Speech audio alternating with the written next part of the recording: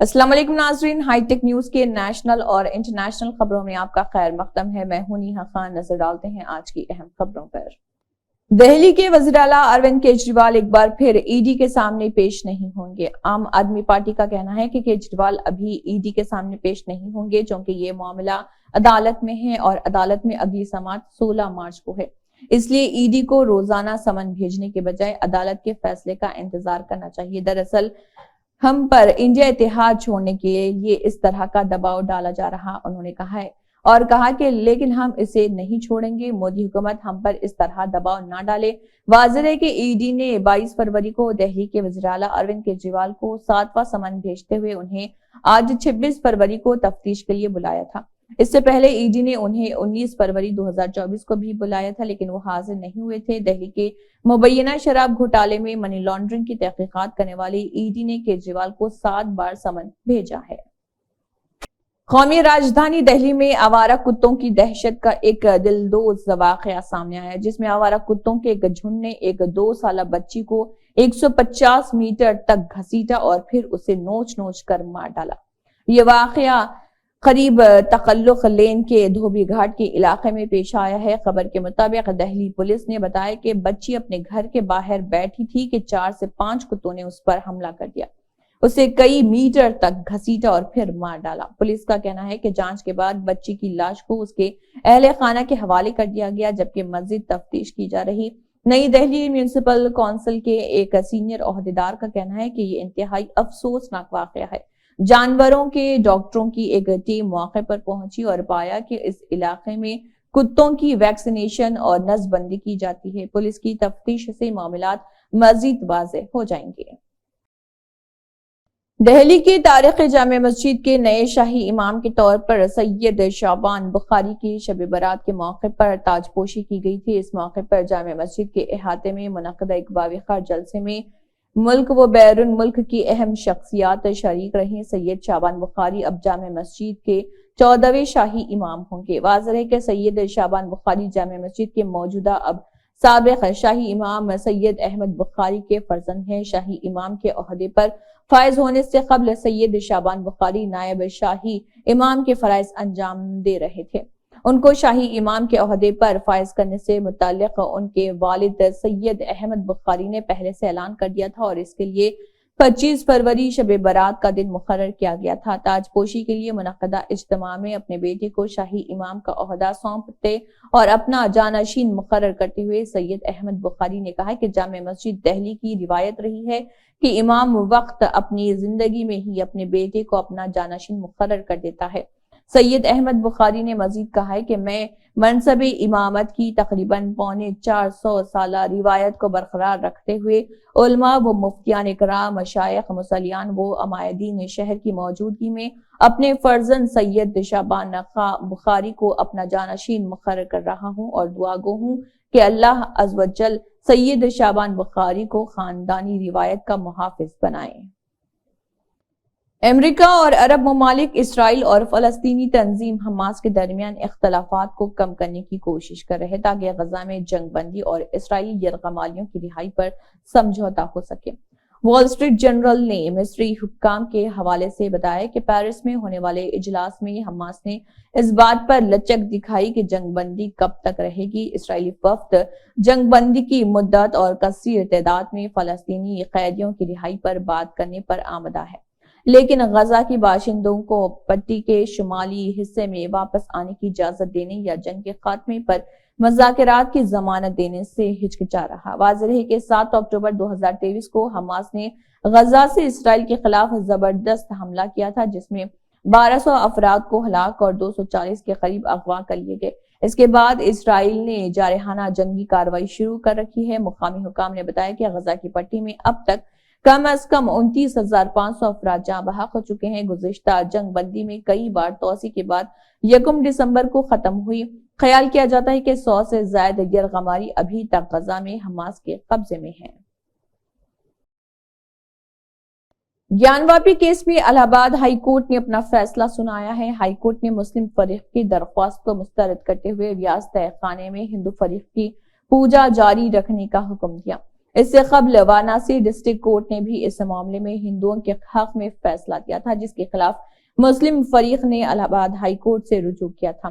تاہم یہاں بھی مسلم فریق کو مایوسی ہوئی اور الہ آباد ہائی کورٹ نے گیانواپی کے ویاس تہہ خانے میں ہندوؤں کو پوجا کرنے کا حق محفوظ رکھا۔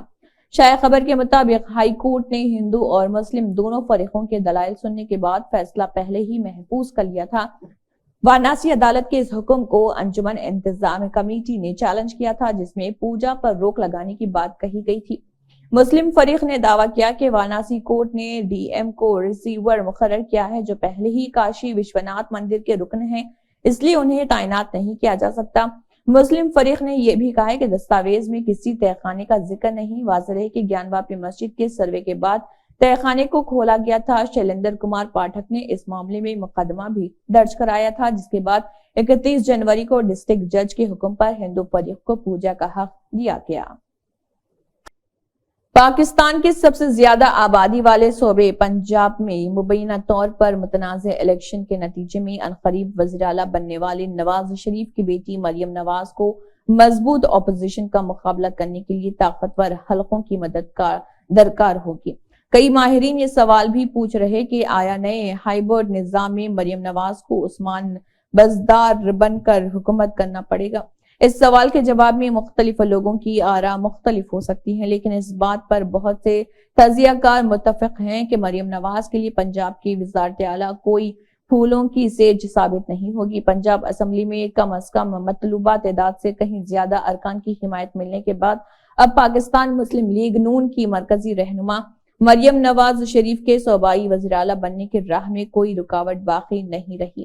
مریم نواز پاکستان کے سب سے بڑے صوبے پنجاب کی تاریخ میں پہلی خاتون سیاستدان ہوں گی جو وزیر اعلیٰ کے منصب پر فائز ہوں گی۔ وہ اس منصب پر فائز ہونے والی شریف خاندان کی چوتھی شخصیت ہیں۔ کانگریس رہنما راہل گاندھی نے وزیر اعظم نریندر مودی کو نشانہ بناتے ہوئے کہا ہے کہ وہ اپنے دوستوں کے لیے سب کچھ کر سکتے ہیں، لیکن کسانوں کی بھلائی کے لیے کوئی قدم اٹھانے کو تیار نہیں۔ کانگریس کے سابق صدر راہل گاندھی نے ٹویٹ کرتے ہوئے کہا ہے کہ کیا مودی کے دوستوں کا قرض معاف کر دیا گیا؟ ہاں۔ کیا مودی دوستوں کو کارپوریٹ ٹیکس میں چھوٹ ملی؟ ہاں۔ کیا مودی کے دوستوں کو سستی زمینیں دی گئی؟ ہاں۔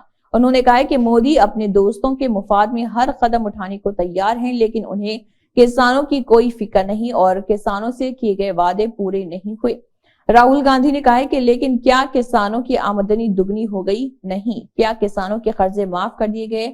چند ایک کے درمیان ہندوستان کے وسائل کو ضائع کرنے کی متر پالیسی مودی کی ان لوگوں کے ساتھ دھوکہ ہے جنہوں نے ہندوستان کو بنایا۔ کسانوں کے مفادات کے لیے کانگریس کی وابستگی کا اظہار کرتے ہوئے راہل گاندھی نے کہا، کانگریس ہر کسان، ہر مزدور اور آخری صف میں کھڑے غریبوں کے لیے منصفانہ پالیسیاں بنانے کے لیے پابند عہد ہے۔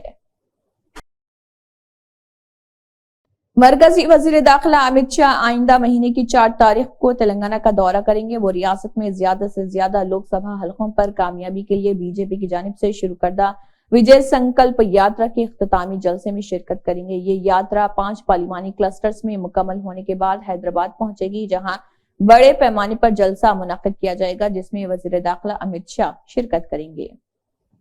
آندھرا پردیش حکومت نے سابق وزیر اعلیٰ اور تیلگو دیشم پارٹی کے صدراء این چندرا بابو نائیڈو کے اہل خانہ پر ہنرمندی کے فروغ کے مراکز کے قیام سے متعلق ایک معاملے میں گواہوں کو دھمکیاں دینے کا الزام لگاتے ہوئے سپریم کورٹ سے ملزم سابق وزیر اعلیٰ کی ضمانت منسوخ کیے جانے کی درخواست کی ہے۔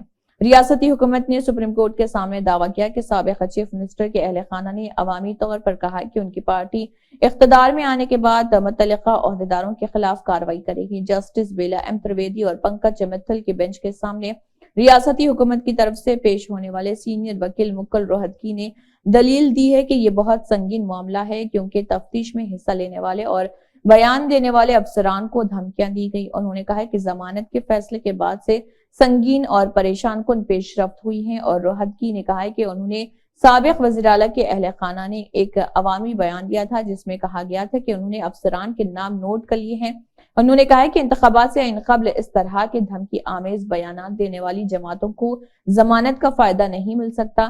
سینئر وکیل ہریش سالوے اور سدھارتھ لوتھرا نے نائیڈو کی طرف سے دلائل دی۔ لوتھرا نے دلیل دی کہ یہ الزامات ریکارڈ کا حصہ نہیں تھے۔ دونوں فریقوں کے دلائل سننے کے بعد बेंच ने ये भी कहा है कि हम ऐसी कोई बात नहीं सुनेंगे जो रिकॉर्ड का हिस्सा ना हो। बेंच ने साल्वे और लोथरा से कहा है कि वो मुतल्लिका केस में नायडू की जमानत की मनसूखी का मुतालबा करते हुए लगाए गए इल्जामात पर अपना जवाब दाखिल करे।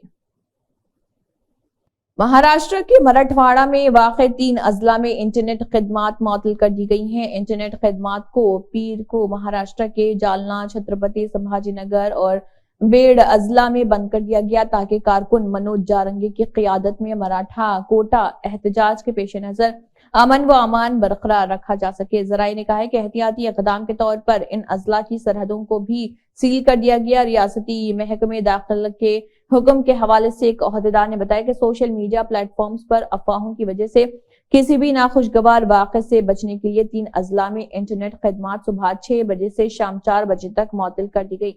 बेड़ जिले में बगैर इजाजत के मुजाहरा करने पर 3 मुकदमा दर्ज किए गए। एक और एहलकार ने बताया कि रियासती ट्रांसपोर्ट बस को नुकसान पहुंचाने के इल्जाम में 2 अफराद को गिरफ्तार किया गया। इससे पहले जालना जिले के अम्बाद तालुका में पीर की आधी रात से कर्फ्यू नाफिज कर दिया गया था ताकि जारंज के जारी एहतजाज के पेश नजर किसी भी तरह के अमन व अमान के मसले को ना रोका जा सके। इस बात का इम्कान है कि कोटे के हामी जालना के अम्बाद तालुका के अंतरावाली सराती गांव पहुंच सकते हैं, जहां जारंज उन्हें मुंबई जाने से रोकने के लिए भूख हड़ताल कर रहे हैं। हर मुसलमान की ख्वाहिश होती है कि वो मक्के मुकरमा जाकर काबतुल्लाह की जियारत करे और मदीना मुनव्वरा जाकर रोज़े रसूल पर हाजिरी दे। क्या यही खुश नसीब होते हैं वो लोग जिनकी ये ख्वाहिश रब्बुल आलमीन पूरी करते हैं। लेकिन इस सादत के हुसूल के लिए जो लोग सऊदी अरब जाते हैं उनके लिए कुछ गाइडलाइंस होती हैं और वक्तन फवक्तन सऊदी हुकूमत के जरिए नई गाइडलाइंस भी जारी की जाती हैं। ताज़ा तरीन खबरों के मुताबिक सऊदी अरब की वज़ारत हज व उमरा ने एक बार फिर कुछ गाइडलाइंस जारी की हैं। दरअसल हरमैन शरीफैन में हज व उमरा अदा करने वालों की भीड़ को कंट्रोल करने और बाहुस्न खूबी तमाम अरकान की अदायगी के लिए सऊदी के वज़ारत हज व उमरा वक्तन फवक्तन रहनुमाना हिदायत जारी करती रहती हैं और क़वानीन में तरमीम व तब्दीली करती रहती हैं। इसी के पेश नजर हज व उमरा अदा करने वालों के लिए सऊदी वज़ारत हज व उमरा ने एक बार फिर गाइडलाइंस जारी की हैं। इस गाइडलाइंस के तहत वज़ारत हज व उमरा ने बच्चों को अपने साथ लाने वाले वालिदैन से अपील की है कि वो इस बात को यकीनी बनाएं कि उनके बच्चे अहाता हरम में अमन व अमान बरकरार रखें। उमरा के दौरान जब बच्चे एस्केलेटर का इस्तेमाल करें तो वालिदैन उनके साथ रहें। नेज़ जरूरत पड़ने पर हिफाजत पर मामूर एहलकारों की मदद लें। इसी के साथ हाईटेक न्यूज के नेशनल और इंटरनेशनल खबरें इख्तिताम को पहुंचते हैं। अल्लाह हाफिज।